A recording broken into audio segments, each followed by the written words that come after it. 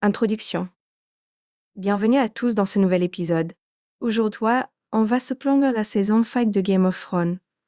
Une saison où les personnages, déjà marqués par leur parcours passé, sont poussés à leurs limites, confrontés à des choix de vie ou de mort, à des dilemmes moraux et à des révélations qui changeront leur destin à jamais.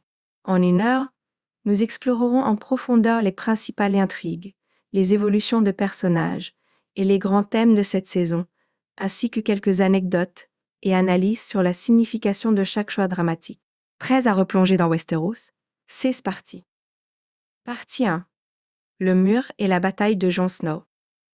On commence au mur, là où Jon Snow, maintenant Lord commandant de la garde de nuit, doit prendre une décision cruciale.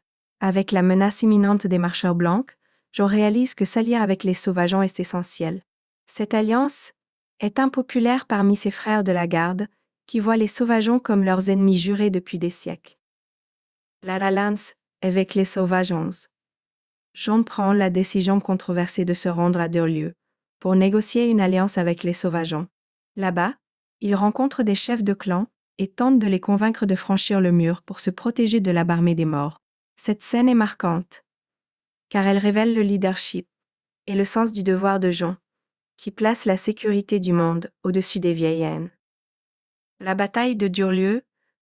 La bataille contre les marcheurs blancs à Durlieu est un des moments les plus intenses de la saison, voire de toute la série. L'attaque de l'armée des mortes donne un avant-goût de la menace qui plane sur Westeros. Ici, Jon Snow est témoin de la résurrection massive des morts par le roi de la nuit, qui le regarde avec défiance. Ce moment est à la fois un avertissement et un défi lancé à Jon. Le retour au mur et la trahison. En dépit de ses efforts pour sauver les sauvageons, Jon est perçu comme un traître par ses frères de la garde de nuit, qui voient son geste comme une trahison à leur valeur. La saison se termine pour Jon sur une note tragique, poignardé par ses propres frères dans une trahison glaciale. Ce passage symbolique et cruel interroge sur le prix à payer pour être un vrai leader. Jon Snow devient ici le symbole du sacrifice personnel, prêt à se sacrifier pour sauver d'autres vies. Partie 2. Arya Stark et la transformation à Braavos. Passons maintenant à Bravo, où Arya Stark se rend à la maison du noir et du blanc pour devenir une sans-visage, une assassine formée à changer d'identité. Ce parcours initiatique, très spirituel et philosophique, questionne Arya sur sa propre identité et ses motivations. Les épreuves et l'abandon de soi. Pour entrer dans la maison, Arya doit abandonner toutes ses possessions et renoncer à son identité. Cela la place face à un dilemme émotionnel intense, car, bien qu'elle essaie de se défaire de ses souvenirs, elle conserve en secret son envie de vengeance contre les Lannister. La vengeance contre Meryn Trant. Lorsque l'occasion se présente de venger sa famille, Arya ne peut s'empêcher de tuer Meryn Trant. Ce geste, bien que satisfaisant, viole les règles des sans-visage, qui prônent le détachement de tout désir personnel. En guise de punition, elle est aveuglée, un symbole de son incapacité à se détacher de ses sentiments. Symbolisme de la cécité. La cécité d'Arya est une métaphore de sa transformation. Elle doit apprendre à voir le monde sans les filtres de la haine et de la vengeance, à agir sans être guidée par ses désirs personnels. Ce passage souligne la difficulté de se détacher de ses souvenirs et du poids de sa famille, malgré les sacrifices. Partie 3. Sansa Stark et les Bolton. À Winterfell, Sansa est envoyée pour épouser Ramsay Bolton, un homme cruel dont la réputation n'est plus à faire. Pour Sansa, cet épisode est un cauchemar, mais il la pousse à devenir plus résiliente et à prendre des décisions cruciales pour sa survie. La cruauté de Ramsay est l'âme infernale de Sansa. Ramsay fait vivre un véritable enfer à Sansa, et pourtant, elle parvient à garder sa dignité. En tant qu'unique survivante des Stark à Winterfell, Sansa incarne l'espoir d'un retour des Stark au pouvoir. Le rôle de Tom Greyjoy. Son, anciennement connu sous le nom d'Oric, est brisé mentalement par Ramsay. Mais sa relation avec Sansa ravive chez lui une étincelle de courage. Leur tentative de fuite et leur alliance marquent un tournant pour les deux personnages, en particulier pour Trouvon, qui tente de retrouver sa dignité après ses trahisons passées. Sansa, un modèle de résilience.